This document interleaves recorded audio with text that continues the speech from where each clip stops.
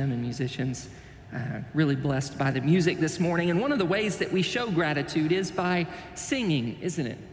Singing kind of reminds us sometimes if we don't feel grateful, we can sing and give thanks. And that is, of course, why many of the Psalms are written as Psalms of thanksgiving, to remind us to be thankful. I think gratitude is something that you have to learn in life, and sometimes you forget about being grateful.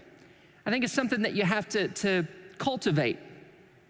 You know, sometimes we don't naturally sense gratitude, especially the longer that, say, you have a certain thing. I remember being really grateful for having a car and being able to drive when I was 16, right? And yet the longer that you go, well, you just take being able to drive somewhere for granted until you can't drive somewhere. Until you have a health issue or a surgery or something happens to the vehicle, and then you can't just drive somewhere, and then you realize, wait, I've been taking this for granted for a long time. See, it doesn't seem to me that the world tends toward gratitude. It seems like we tend towards taking things for granted. And you might argue with this a little bit because we all like to think of ourselves as grateful people, I think. You might say, well, I feel grateful all the time, Pastor Collin, and maybe so. That might be something that you learned over a long period of time. Usually, people have to intentionally create a gratitude practice. It's not something that naturally happens. I think that's something we cultivate, and because I think the actual tendency is to take things for granted. And the reason I say this is because I have children. And when I get out the ice cream to give my kids a treat, I might pull 2 or 3 flavors of ice cream out of the freezer. And of course, when I do this, my children instantly say, "Oh, Daddy, thank you for this ice cream you've decided to give us. It is not that we deserved this treat. I'm just grateful to have anything as lovely as this. This selection of flavors is fine with me, Father. Scoop however much you like into whatever bowl you choose, and I will be so grateful to have it." Not exactly. Not exactly. I mean, they do say all those things, just not in a British accent. I mean, that's exactly what they say. They just don't have that, they don't sound like that. No, I'm kidding. It is more common that there is some screaming involved in the ice cream distribution. Why? I don't know. Some complaints about the flavors on hand, or how much is given to this person versus that person, or what sort of bowl or receptacle is used to give the ice cream. I mean, it's all up for grabs. But then I will say, and this is real, I will say, hey, how about we say things like this? Daddy, I love ice cream. Thank you for this treat. This is great. Thank you so much. I want to have ice cream all the time. Now, you know what's interesting is that there is kind of a light bulb that once they start going in this direction, it kind of rolls and gains steam, and then they start saying things like, "Oh, this is so good. Oh, I'm really enjoying this. Oh, thank you so much." There's usually a very sudden change, and it's almost like, "Oh yeah, I forgot. I shouldn't be unhappy about this. I should be grateful." They start asking politely for things they would like rather than demanding. It's amazing the change that gratitude can bring into a situation. But what's remarkable is how it seems it is something that we have to be reminded to do, that we forget about it.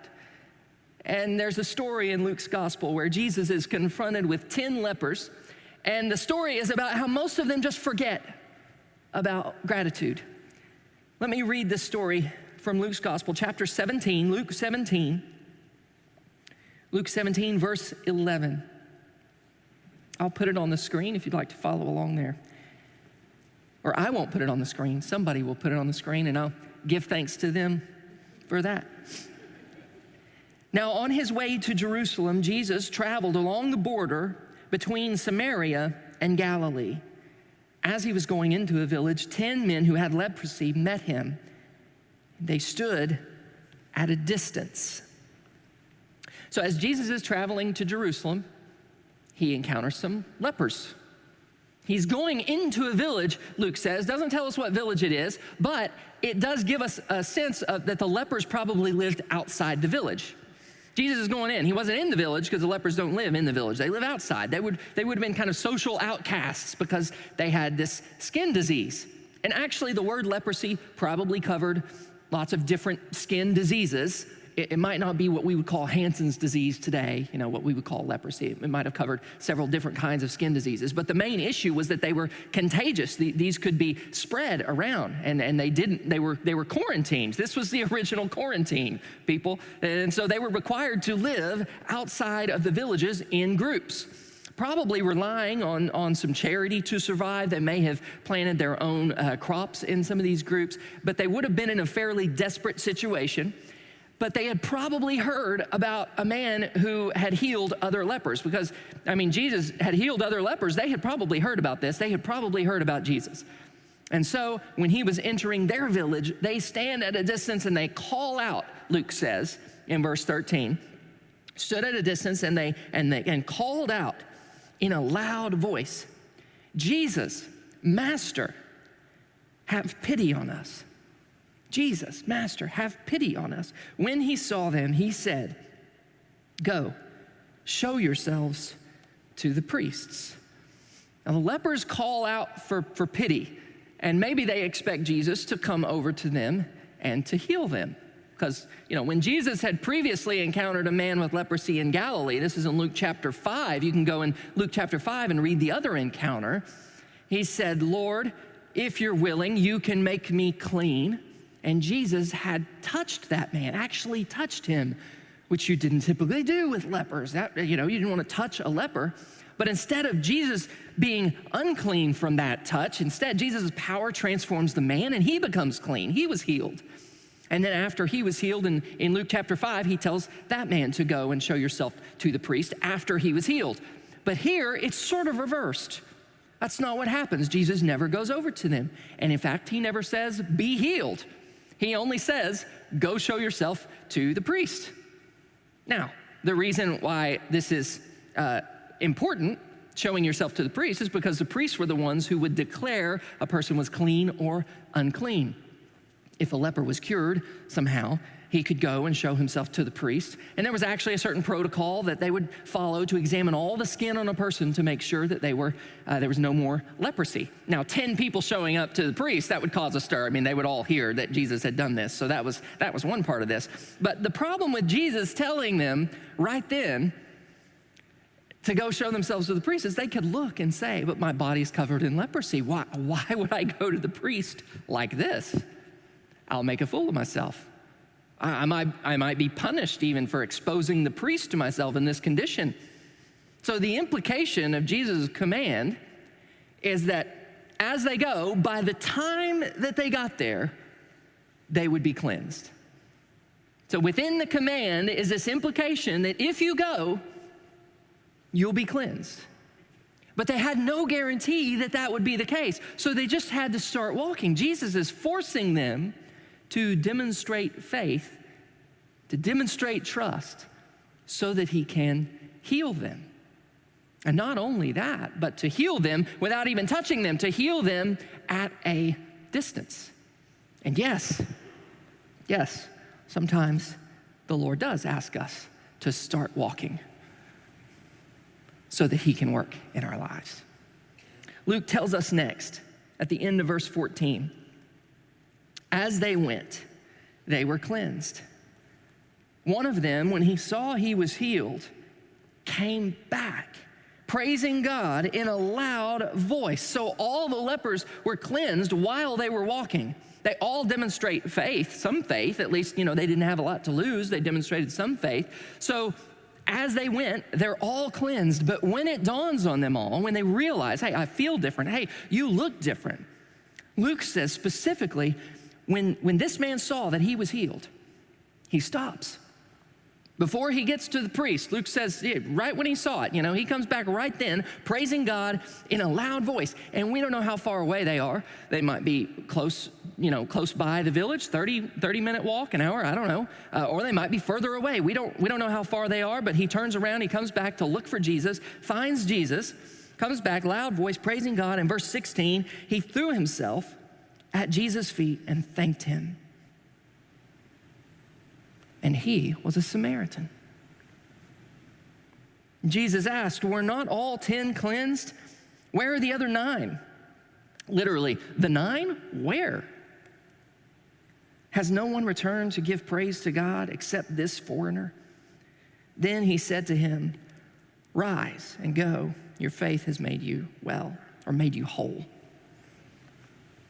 See, the detail about the Samaritan is withheld right up until the end of the story.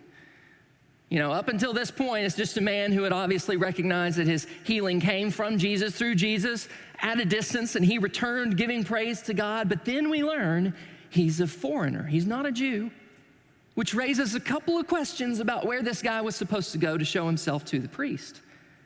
I mean, the way that Luke says it, and he was a Samaritan, implies that the other people who were cleansed, maybe all of them, but at least some of them were Jews.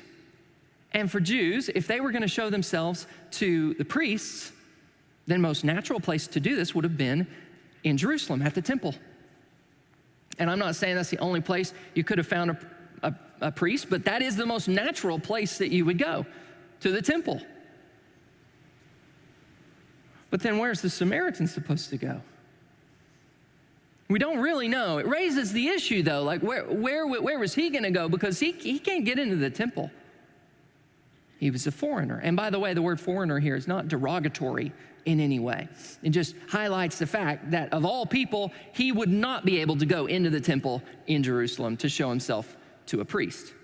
He wasn't allowed access because of his ethnicity. So that begs the question, where was this guy supposed to go? The Samaritans had their own temple on Mount Gerizim, so was he supposed to go there? And this was a huge question, a huge dividing point between Jews and Samaritans. Where should you go to worship? And against this cultural backdrop, the action of the Samaritan is all the more startling because he doesn't travel to a temple. Where does he go? To Jesus.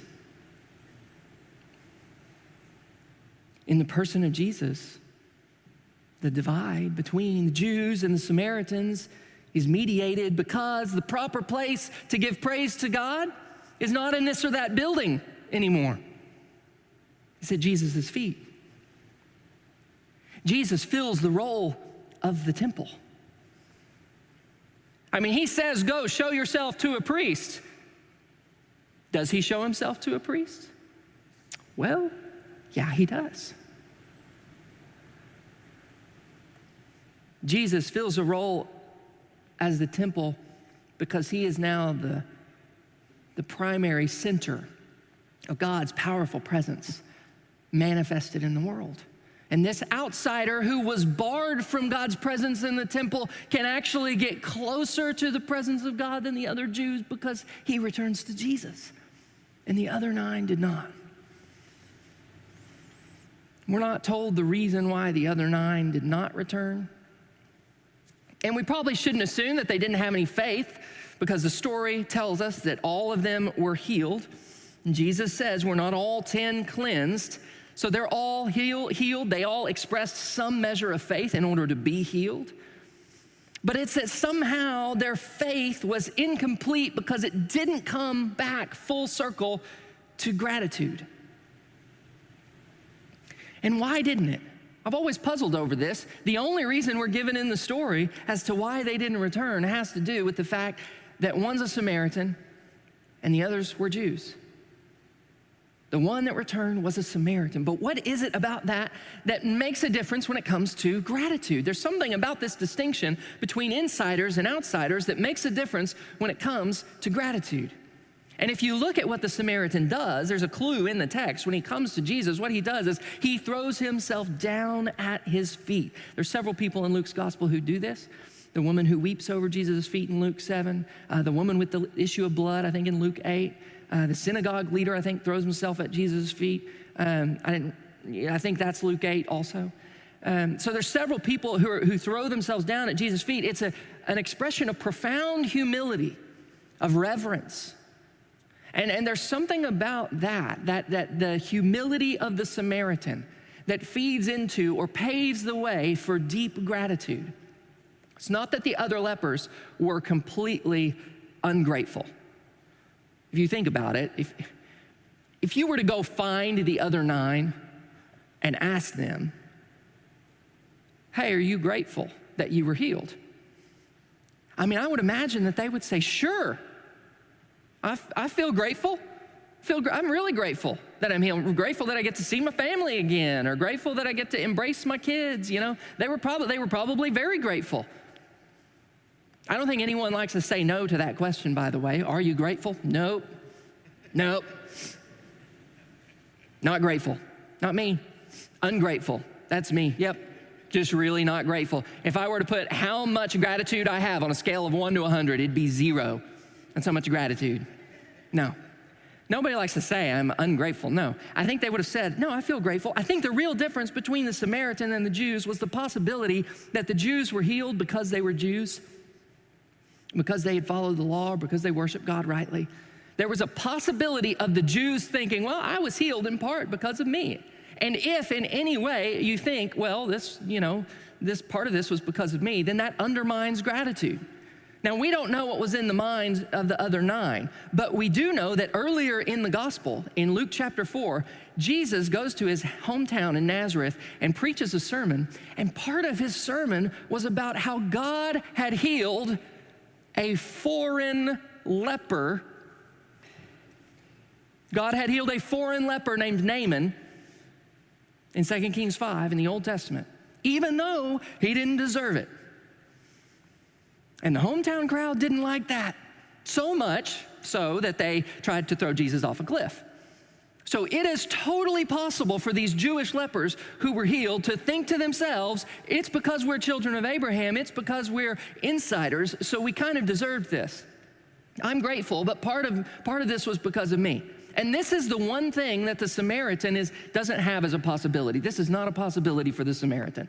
There is no way the Samaritan thought, oh, you know why I was healed? It's because I'm a Samaritan. No. No way. I was healed in spite of that. I was healed in spite of me. In no way did I deserve this. And what this means is that this foreigner has a greater potential for gratitude because of the humility that says, I didn't deserve this at all. Humility that makes him fall at Jesus' feet and say, thank you. This was all you, and all I can do is say thank you. I was doing some research on this, and I came across this study that was done at the University of California, Riverside. And the researchers set up 3 different studies measuring the interaction between gratitude and humility, what they defined as low self-focus. Just a low focus. You're not down on yourself. You're just not focused on yourself. You're focused on others. And they have a way to measure that. And they don't ask somebody, do you have humility? That's not the way they measure it. So there's lots of studies that have measured gratitude, how it affects your life. But what these researchers did was measure humility alongside gratitude. And sure, higher humility at the beginning of the study actually did result in slightly higher scores on gratitude. But also, after 2 weeks of everybody doing a gratitude practice, what they found was the increase in gratitude for the high humility group was way higher. In other words, they had a much greater potential for the experience of gratitude. Not only that, but then they reversed the experiment with a different group. And they learned that practicing gratitude actually reduced the overall self-focus of the whole group, which kind of makes sense. Because if you're going to give thanks, you got to kind of focus on the contributions and strengths of other people, not yourself. So they did a 3rd study measuring both together over time on a daily basis, and basically concluded that they could predict one another, that high humility could give rise to greater gratitude after that, which could give rise to lower self-focus. So that was an upward spiral. They were mutually reinforcing. Interesting study. And of course they are mutually reinforcing. Our gratitude to God is directly related to how much we think God owes us. And you might not think of it this way, how much we think we deserve. It's hard to be thankful for anything that you feel you deserve. And you might say, well, Collin, I don't know about this. I don't think I deserve anything. I don't think God owes me anything. Oh, maybe so. But then we get frustrated when circumstances don't work out, don't we? We get upset or mad when we meet illness or pain or suffering or things don't go to our plan. Why? Well, because there's a version of Christianity that says that obeying God obligates God to make your life smooth and pleasant. And it's totally possible for the other 9 lepers to have been thinking, man, I never deserved leprosy. I was a good, faithful Jew. This was unfair. I did not deserve leprosy. I'm healed, and that's good. Now we're even. Now we're back to the way it should be. And some people feel that God has failed them in some way if life doesn't go to plan. And the anger and the frustration that we feel at life is really because we think God owes us something. And the assumption might be as simple as God owes me a good and comfortable life. But he does not. And to embrace the truth that I am truly owed nothing in this life, that like the Samaritan leper, my life was essentially forfeit before Jesus came along. The disease I had wasn't leprosy, it was sin, and it was much, much worse, with no cure to speak of, except that Jesus offers me grace if I call out to him, Master, have pity on me, heal me, make me whole. And the price of the cure was death, which he paid anyway. And now, can you imagine, after all that, me thinking God owes me anything? How out of order would that be? Humility says, oh, I owe him everything because I didn't deserve that. I deserved to die in my sin. That's what I deserved, the leprosy. That's what I deserved. I owe him everything, and I'm owed nothing in return because it's true. Because it's true. Humility traces every gift back to the giver. Everything that's good in my life is an undeserved blessing from his hand. And the proper response is thanks and praise. And even in difficult times, when I have lost much, I see that I have not lost all. I still have Christ. I don't see all the things that God does, but I know he's doing good for me. And the things that make me long for heaven, make me long to leave this world, okay? Well, those things are working into my heart hope and longing that will not be disappointed. You think about it, if my kid says to me, Dad, I don't see all the things you do, but I know you're doing good things for me and for our family. Thank you, Daddy. Well, that's just like the situation we're in with our Heavenly Father. I don't see all the good things that you do for me, God. But for what I don't see, thank you, because I know you're doing good things for me. And gratitude helps us be aware, to see, to notice all around us the good things he has given us, even in the midst of the moments where we can't see much that's good. Psalm 107 says, the first 2 verses, and this is in the ESV. We read it earlier in the service. It's a little bit different in the ESV. It says, "Oh, give thanks to the Lord, for he is good, for his steadfast love endures forever. Let the redeemed of the Lord say so, whom he has redeemed from trouble." Let the redeemed of the Lord say so. If they've been helped and rescued by the Lord, let them say so. All 10 were rescued. But it seems that only the Samaritan came back to say so. The real difference, I don't think, was in the feeling. Perhaps the other 9 felt grateful, but the real difference was in the saying so. Expressing the gratitude. You can feel grateful all day long, but until you express it, there is something incomplete about it. There's a version of gratitude where you acknowledge the good things in your life and you feel happy about those good things. You might have gotten in your car this morning and said, I'm grateful for seat heaters in cars. Okay, it's a good thing in your life, you're happy about it, okay? You're happy about the seat heater. That's okay. Bring into mind good things that you're happy about. That's not the same thing as expressing gratitude to a person and saying, you did this for me, and not because I deserved it, and I want to say thank you. There was a contestant at the end of the Great British Bake Off in the final episode, and the contestant didn't win, but said in the final interview, I'm grateful, really blessed, I'm grateful. And that was a way of saying, I'm happy about this good thing. But there's a difference in that and in tracing it back to a person, and that contestant going to his mother who was at the final, and him saying, which I'm sure he did, Mom, thank you. I wouldn't be here if it wasn't for you. And it makes a difference when we say so. And you might think of yourself as a grateful person, but when's the last time you expressed that to someone and said, you know what? I owe you. You remember that time? You might not know it, but you helped me move forward. Thank you. You're not just saying to someone, you did a good job. That's encouragement. That's not gratitude. Gratitude is, I didn't deserve this. I'm in debt to you for what you did for me. I wasn't entitled to it. I'm not trying to pay you back. What you did to help me get by, help me move on, help me get out of that, I can't pay you back for that. Thank you. That's all I can say is thank you. Now, your pride sometimes has to take a hit for you to express gratitude like that.